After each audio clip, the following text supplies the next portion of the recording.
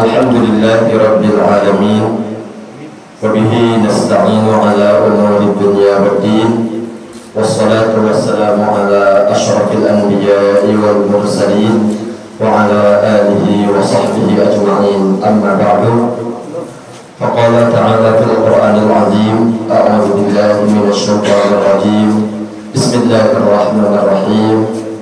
Ya ayyuhalladzina amanu kutiba 'alaikumusiyam kama kutiba 'alal ladzina min qablikum la'allakum tattaqun.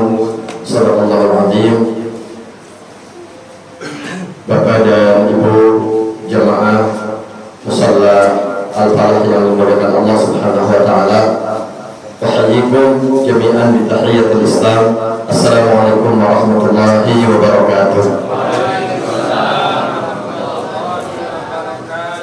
Sehat semua Pak, Bu? Alhamdulillah. Sudah berapa hari puasa? 12. Oh 12 ya. Berarti taraweh sudah 13 ya. Taraweh sudah 13. Berarti lebaran berapa hari lagi? 17 ya. Toples sudah urus semua Bu? Udah ya. THR udah siap THR? Ya. Alhamdulillah. Udah siap ya. Baju buat anak-anak udah dibeli ya. Ada lagi pertanyaannya. Tadarus sudah khatam tadarus. Kalau infak sudah berapa infak? Ya, alhamdulillah. Rasulullah SAW pernah bersabda begini, niyatul mu'min khairun min amalihi. Niat orang beriman itu biasanya lebih baik daripada amalnya. Misalkan ada orang beriman kemudian baca Al-Qur'annya itu setengah juz. Itu sebenarnya niatnya pengen 1 juz sebenarnya. Ada yang infak ke musola 10.000, itu niatnya sih pengen 100.000 sebenarnya.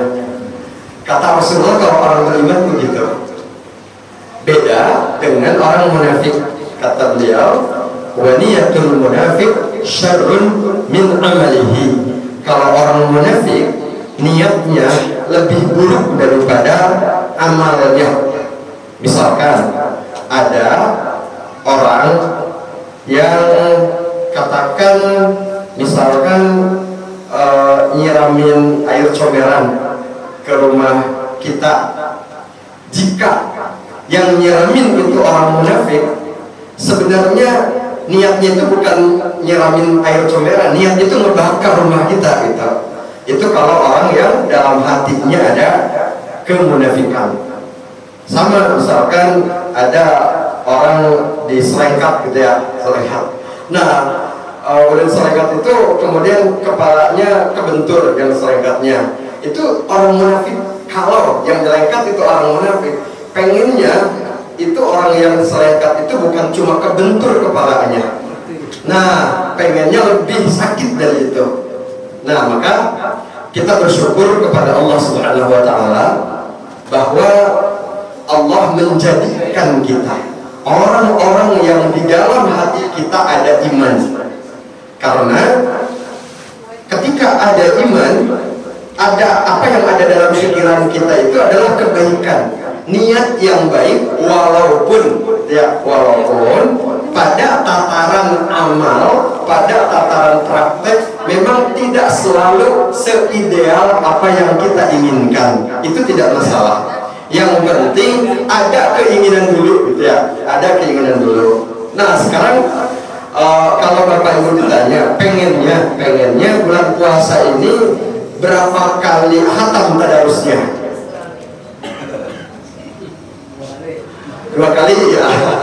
Ya 2 kali. Alhamdulillah kalau pengen 2 kali dapatnya 2 kali kurang 1 juz ya apa gitu ya.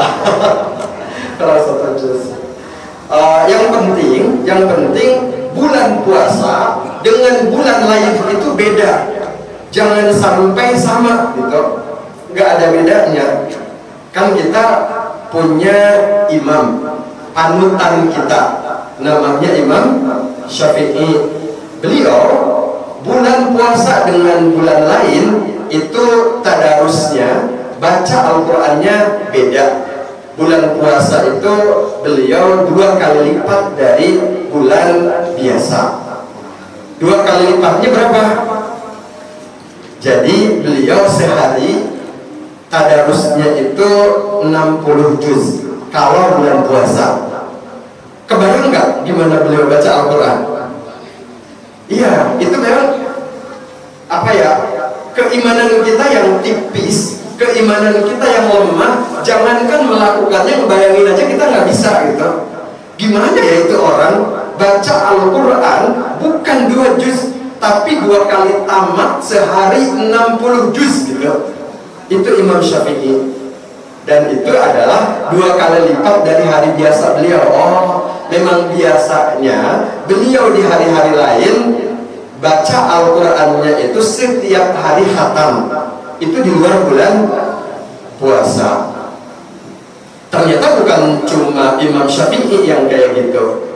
Ada imam yang lebih senior dari Imam Syafi'i, namanya Imam Hanafi. Kalau Imam Hanafi ceritanya sedikit berbeda. Kalau Imam Syafi'i setiap hari 2 kali tamat baca Al-Quran 30 juz kali 2. Kalau Imam Hanafi beliau biasanya setiap malam. Jadi yang ada cerita tentang beliau itu cuma malamnya aja. Setiap malam ternyata tarawihnya itu 1 kali tamat baca Al-Quran dalam sholat tarawih gitu. Dalam sholat tarawih ya kita apa namanya pengen sih ngikuti gitu ya, pengen mengikuti para ulama, para imam, sedikit demi sedikit kita perbaiki gitu ya, kita tingkatkan terus. Nah, dan meningkatkannya itu diantaranya begini. Kalau sekarang kita puasa Ramadan sudah 12 hari, dihitung 12 hari itu dihitung.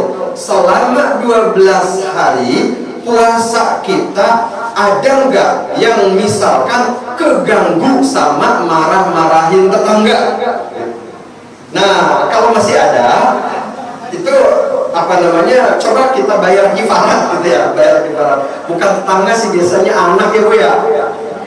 Anak, emang anak kadang ngeselin ya, anak-anaknya jangan ngeselin ya sama ibu, biar ibu puasanya bagus gitu. Nah, jadi kalau biasanya di luar bulan puasa kita kalau marah sedikit langsung dikeluarin ya sama anak, di bulan puasa coba ditahan. Targetnya apa? Agar nanti setelah puasa bisa gitu, bisa nahan gitu. Maksudnya gitu ya. Bukan kayak yang cerita di anekdot-anekdot gitu ya, yang cerita-cerita lucu-lucuan itu apa namanya, orang ngobrol gitu ya, ngobrol anak-anak zaman now gitu ya, zaman sekarang lagi puasa ngobrol, terus ngobrolnya itu nggak mau berbohong karena bohongnya nanti setelah buka katanya gitu. Karena nggak mau berbohong pas puasa gitu. Nah, padahal justru setelah selesai puasa itu bagaimana kita ingin apa yang kita biasakan saat puasa itu menjadi karakter yang terpatrik dalam diri kita. Nah, gitu. Jadi kalau puasanya masih ada yang perlu diperbaiki, maka setiap hari terus kita evaluasi, dan semakin ke akhir nanti itu harus semakin baik, semakin baik. Harusnya kan dari bulan Sya'ban ya latihannya, bulan Rajab, bulan Sya'ban semakin baik, bulan puasa semakin sempurna. Ya, kalau kita sekarang baru mulai saat awal puasa, awal Ramadan, ya juga tetap setiap hari itu harus lebih baik gitu, harus lebih baik. Begitu juga dengan infak misalkan. Selama 12 hari ada enggak yang infaknya kelewat? Nah, kalau ada yang kelewat, nanti ke depan jangan ada yang kelewat lagi gitu. Kenapa? Karena kita ingin malaikat mendoakan kita itu setiap hari. Dan kalau kita infaknya hanya 1 hari, malaikat mendoakannya 1 hari. Kata malaikat, Allahumma a'ti munfiqan khalafan. Ya Allah, gantilah orang yang berinfak hari ini dengan rizki yang jauh lebih banyak. Didoakan. Dan sebenarnya banyaknya rizki itu nggak cukup kalau nggak berkah. Kalau doanya malaikat itu kan doa makhluk suci, makhluk Allah yang suci. Makanya kita butuh banget didoakan sama malaikat gitu. Butuh. Nah gitu. Jadi sekarang sisa mungkin sisa 18 hari lagi atau mungkin 17 hari lagi kita siapkan. Misalkan setiap hari kita mau infak katakan 2.000 ya, berarti kali 17 kita siapkan 34.000 ya. 34.000 kita siapkan, udah ditaruh di dompet infak Ramadan gitu ya. Dompet infak harian Ramadan. Setiap hari ambil dari situ, kemudian infakkan biar nggak kelewat gitu. Nanti kalau ada rezeki lebih tambahin, jangan cuma yang disiapin itu gitu. Yang disiapin itu tadi jaga-jaga biar nggak kelewat. Nah, baik. Lalu tadi yang berikutnya baca Al-Quran. Baca Al-Quran.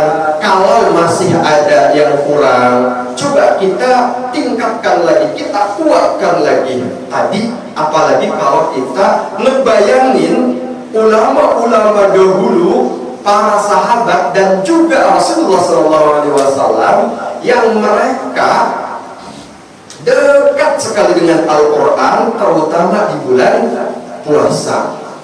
Bahkan Rasulullah SAW sendiri, kata Ummul Mukminin Aisyah radhiyallahu anha, salat malam beliau itu lama sekali. Jadi dari kan gini, kalau kita baca cerita tarawih ya, tarawih itu awalnya di masjid Rasulullah sampai 3 malam di masjid. Itu malam kedua makin banyak yang ikut, malam ketiga makin banyak lagi sahabat yang ikut makmum salat berjamaah tarawih. Ternyata malam berikutnya Rasulullah gak ada ke masjid lagi tarawihnya. Kenapa? Ternyata bukan karena sholat tarawih berjamaah itu kurang utama, bukan. Tapi kata Rasulullah, karena khawatir tarawih jadi wajib gitu. Nanti kalau tarawih jadi wajib, kasihan tuh yang sibuk-sibuk kerja, yang pulang kerja udah capek, ngantuk, cuman sempat sholat isya habis itu tidur. Kan dosa kalau wajib gitu ya. Kalau nggak wajib nggak dosa gitu. Kalau nggak wajib nggak dosa. Ternyata gitu, bukan karena nggak utama, tapi karena takut wajib. Dan ternyata ketika Rasulullah tarawihnya sudah di rumah, itu dari habis isya beliau sampai sahur, yang sahurnya itu udah mepet subuh gitu. Jadi diceritakan begitu, sampai kaki beliau itu bengkak saking lamanya berdiri setiap malam. Tapi namanya orang bertakwa yang tingkat takwanya tuh kayak memang orang-orang istimewa, itu sakitnya itu nggak berasa. Kalau lagi sholat mereka itu berasanya nikmat banget gitu sholatnya. Lagi baca Al-Quran nikmat banget baca Al-Qurannya. Selalu ceritanya begitu. Itu memang yang perlu kita cari ya Pak ya. Salah satunya juga selain tadi ada lagi satu terakhir, yaitu ada Sayyidina Utsman bin Affan namanya. Khalifah yang keberapa? Khalifah yang ketiga. Beliau kan memang salah satu predikat yang terkenal dari Sayyidina Utsman adalah penjaga Al-Quran. Dan di antara yang pernah beliau lakukan, beliau setelah sholat isya, ternyata sholatnya bukan 11 rakaat, bukan 23 rakaat, bukan kayak Imam Malik 39 rakaat, tapi beliau hanya 1 rakaat. Sampai sahur 1 rakaat berdiri tamat 1 Al-Quran. Itu gimana ya kaki rasanya? nggak gerak-gerak gitu, nggak apa namanya, nggak ruku, nggak duduk. Tapi wallahu alam ya, apa yang beliau lakukan, cuman ceritanya hanya dapat riwayat beliau 1 rakaat semalam tapi hatam 1 Al-Quran. Subhanallah. Itu cerita-cerita yang mudah-mudahan memotivasi kita agar di sisa Ramadan yang lumayan masih agak banyak, Allah berikan kita taufik, ibadah kita semakin baik, puasa kita kualitasnya semakin baik, tidak ternodai dengan dosa-dosa yang masih kita lakukan dalam waktu puasa kita. Tarawih kita semakin baik, infak kita semakin baik, tadarus kita semakin baik. Itu yang kemudian kita usahakan ditingkatkan setiap hari terus lebih baik daripada hari sebelumnya, sehingga nanti selesai Ramadan benar-benar kita mendapatkan derajat takwa yang tertinggi, mendapatkan maghfirah Allah Subhanahu wa taala, menjadi orang yang pandai bersyukur kepada Allah, dan menjadi orang yang konsisten dalam kebenaran. Baik, itu saja yang bisa saya sampaikan. Mudah-mudahan yang sedikit dan sederhana ini bermanfaat untuk meningkatkan amal ibadah kita, khususnya di bulan Ramadan. Dan mudah-mudahan Allah Subhanahu wa ta'ala membimbing kita, membantu kita dengan taufik dan inayahnya, kita bisa menyelesaikan ibadah Ramadan kita dengan sebaik-baiknya. Dan mudah-mudahan kita bisa meneruskan Ramadan kita di hari bulan-bulan berikutnya, memperpanjang kebaikan kita yang menjadi karakter dalam diri kita. Wallahu a'lam bishawab. Billahi taufiq wal hidayah. Wassalamualaikum warahmatullahi wabarakatuh.